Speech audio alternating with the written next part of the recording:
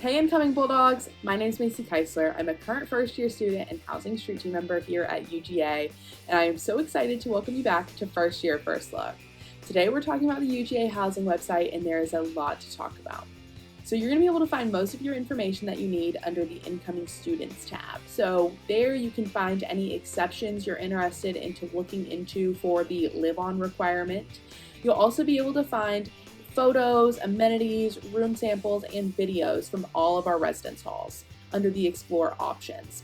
Then you can also look into living learning communities, you can look at the community guide, and you can look at move-in information. But on the Doghouse, where we have our more personalized experience for students, you can find specific floor plans of each residence hall, you can find and chat with roommates, and you can sign your housing contract.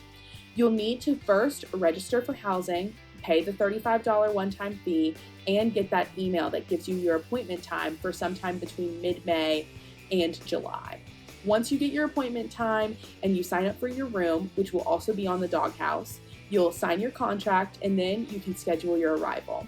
And you can even make changes on the Doghouse. Happy exploring our website, and as always, go Dogs!